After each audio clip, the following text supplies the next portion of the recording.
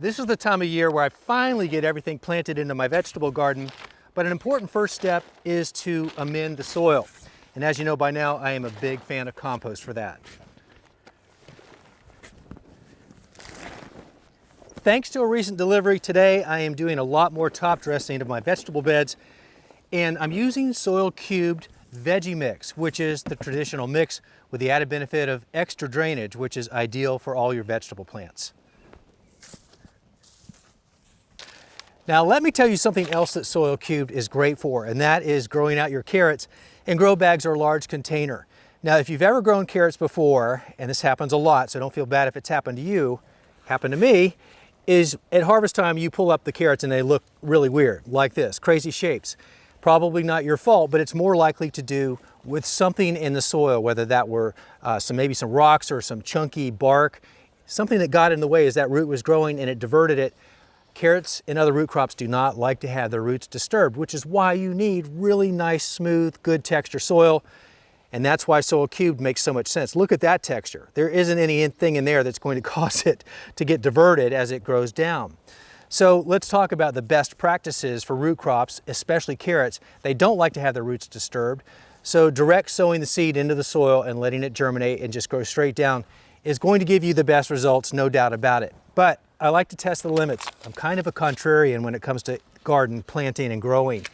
So these are carrots that are grown in containers. They're called root trainers, but the premise is a root crop like this with a really deep cell, you could plant it into these, you could sow the seed, and then you can see the roots are growing down in it.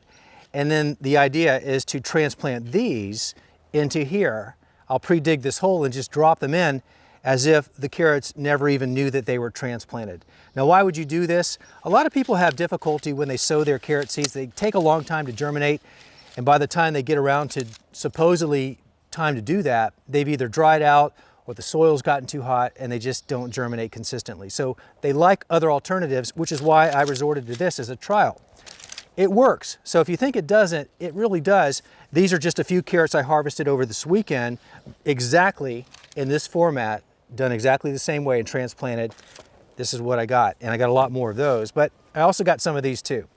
So back to how you do this. What I'm gonna do is drill a hole. Now I could use a dibbler here, and I've tried to do that in the past, but for the root trainer root ball, I'll pick it up and show you in a second. This isn't wide enough to allow me to drop it in because I don't want to disturb the roots any more than I need to. And this just isn't giving me that wide of a hole. So I have an alternative. It looks kind of funny for me to be doing this up here, but this really does work great. And so this is like a bulb auger, and it has a wider hole that it digs when I go down into the soil. Now it's very loose soil. That's not the issue. I just need the depth and the width. So you can see that's much bigger than what a dibbler would do. So I can just drop one of these in here, which is what I will do probably about 5 times. But as I roll these out, I'm careful so as not to disturb the root any more than necessary. But look how that holds together and look how nice those roots are. And then I just drop it in. So it's right at the depth it needs to be. I'm not going to disturb the roots any more than that. But I do want to do this a few more times so that I can get a nice population of carrot seedlings growing in here. So let me just get these holes going.